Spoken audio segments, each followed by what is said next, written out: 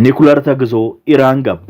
የዓለም የኃይል አስተላለፍ የሚቀይረውና መላው ምድርን በከፍተኛ ድንጋጤ ውስጥ የጣለው የኢራን የኒኩለር ጦር መሳሪያ ባለቤት የመሆን ጉዞ በአስቸኳይና በከፍተኛ ፍጥነት እንዲፋጠን የኢራን የበላይ ጠባቂ የማይታጠፍ የጦርነት ትዕዛዝ አስተላልፈዋል። በአሁኑ ሰዓት የዓለም የሳይንስ ሊቃውንትና የወታደራዊ ተንታኞች በከፍተኛ ድንጋጤ እየተናገሩት እንዳሉት ኢራን በእጇ የያዘችውን 400 ኪሎ ግራም የሚመዝንና 60 በመቶ የጠራ ዩራኒየም ወደ 90 በመቶ በማሳደግ ዓለምን ወደ አመድነት የሚቀይረውን የኒኩለር ቦምብ ለመስራት የሚፈጅባት ጊዜ 15 ቀናት ብቻ እንደሆኑ እየገለጹ ይገኛሉ።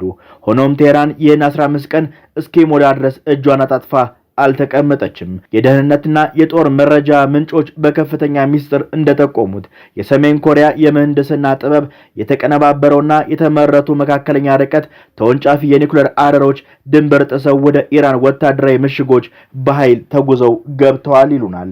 አሁን ላይ በኢራን እጅ የገቡትና በሰሜን ኮሪያ የተሰሩት መካከለኛ ርቀት ያላቸው የኒኩለር አረሮች በዘመናዊ ገዳይ የውጊያ ጀቶችና በግዙፍ ሚሳኤል ማስወንጨፊያዎች ላይ በብቃት የመገጠም አቅም ያላቸው ሲሆን የትኛውንም ጠላት አድፍጦ ካለበት በመምታት ከዓለም ዳር እስከ ዳር በመምዘግዘግ የጥፋት እሳታቸውን ማዝነብ የሚችሉ የዓለምን ፍጻሜ መጋረጃዎች ናቸው። ይህ በእንዲህ እንዳለ ቱርክ፣ ሩሲያና ሰሜን ኮሪያ የኢራንን ወታደራዊ ጋሻ በመደገፍና ከጎኗ በጦር ግንባር መሰለፋቸው የተገለጸ ሲሆን ይህ አስፈሪ የኒኩለር ሽቅድምድም የፈነዳው በአሜሪካና በኢራን መካከል ያለው የሰላም ስምምነት በኃያላኑ ቁጣ ተጥሶ ወደ ቀጥታ የጦርነት እሳት ከተለወጠ በኋላ ነው። የዋሽንግተን የብረት አሞሮችና ገዳይ ሚሳኤሎች የኢራንን ሰማይ ሰንጥቀው በመግባት የኢራንን ወታደራዊ ምሽጎች ደጋግመው የደበደቡ ሲሆን እስካሁን ድረስ 170 የጥቃት ኢላማዎች በኃይልና በስኬት መውደማቸውን የዋይት ሃውስ መረጃዎች ያመለክታሉ።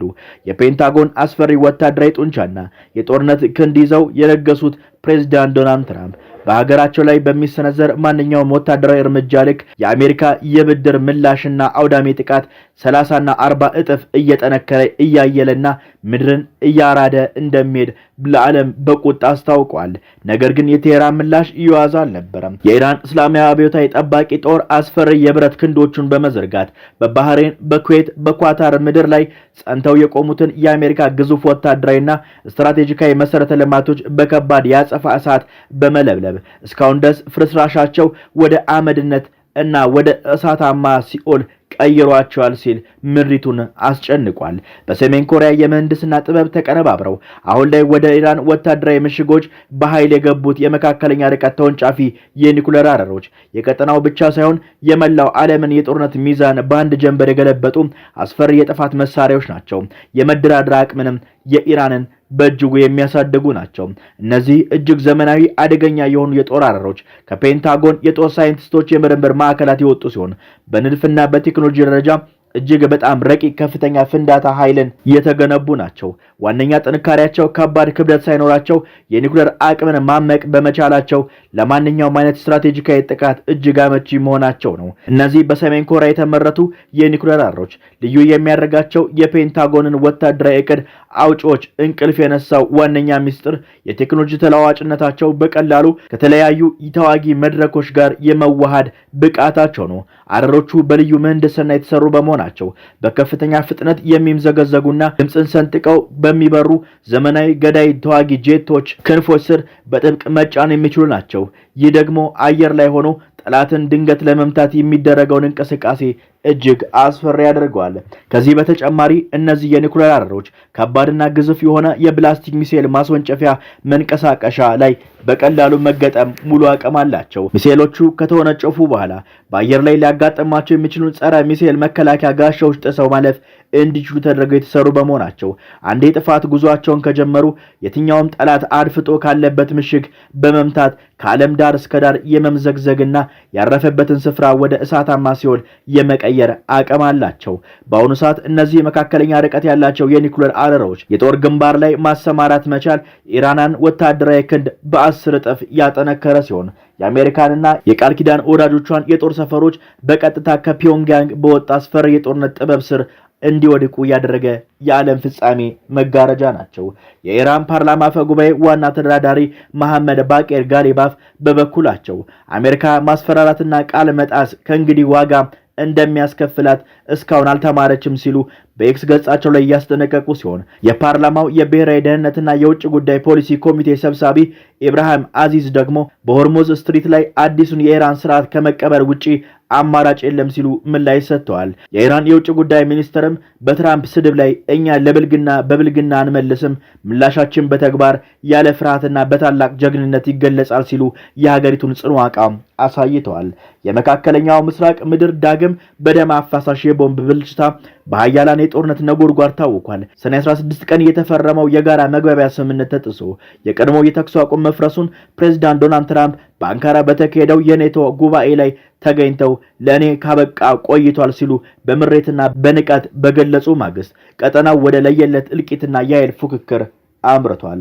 ዋሽንግተንና ቴሄራን የሊባኖስ ጦርነት ማቆም፣ የሆርሙዝ ስትሬትን መክፈት፣ የባህር እገዳን ማንሳት፣ የነዳጅ ሽያጭ መፍቀድን እስከ ኦገስት 21 ማራዘም፣ የታገዱ ንብረቶችን መልቀቅን ያካተተውን ጊዜያዊ ስምምነት ውል እርስ በርሱ በማፈራረስ ይካሰሳሉ። በተለይም እስራኤል በደቡብ ሊባኖስ ላይ የምታደርገው ጥቃት ለማስቆም ኢራንን ሳያስቆም የተባበሩት መንግስታትና ኦማን የዘረጉት ነፍስ አድን የባህር ኮሪደርና በሉዓላዊነቴ ላይ የሚመጣ ነው በሚል በመቃወሟና በውሃ መንገድ ላይ በተከታታይ በተፈጸሙ የመርከብ ጥቃቶች ሳቢያ ውጥረቱ አይሎ ቆይቷል። የአሜሪካ ማዕከላዊ ዕዝ የቴህራንን የባህር ኃይል ጥቃት የማሰናከልና የነጻ የባህር ጉዞን የማስከበር አቅም ሙሉ በሙሉ ለመደምሰስ በማለም በዚህ የንጋት ጥቃት ብቻ 90 ወታደራዊ ኢላማዎች በክሩዝ ሚሳኤሎች በአየር ድብደባ መምታቱን የሚያሳይ ቪዲዮ ምስል ያካተተ መግለጫ በኤክስ ገጹ ላይ አውጥቷል። ጥቃቶቹም የአየር መከላከያ ስርዓቶችን፣ የባህር ዳርቻ ራዳሮችን፣ የሚሳኤልና የድሮን ማከማቻዎችን፣ የባህር ኃይል አቅሞችን፣ ወሳኝ የሆኑ የመገናኛ መሰረተ ልማት አውታሮችን ያወደሙ ነበሩ። በዚህ ሰፊና ከዚህ ቀደሙ የላቀ ወታደራዊ ዘመቻ በኢራን ደቡብ ምስራቅና ሰሜን ምስራቅ ጠረፎች ላይ አስፈሪ ፍንዳታዎች ተመዝግቧል። ለዚህ የአሜሪካ ጦር ኃይለኛ ጥቃት ማዕበል አጸፋዊ ምላሽ ለመስጠት የኢራን እስላማዊ አብዮታዊ ዘብ ጦር የቃል ኪዳን አፍራሾች ቅጣት የመጀመሪያ ምዕራፍ ሲል የሰየመውና በደቂቃ ውስጥ ይፋ ባደረገው ዘመቻ በሚሳኤልና በባላስቲክ ድሮኖች በኩዌት የሚገኙትን ካምፖች አርፊጃን እና አሊ አልሳሌምን የጦር ሰፈሮች እንዲሁም በባህሬን የሚገኙትን ጄፍሪና ሼክ ኢሳ የአሜሪካ ወታደራዊ ማዕከልን በኃይል ደብድቧል።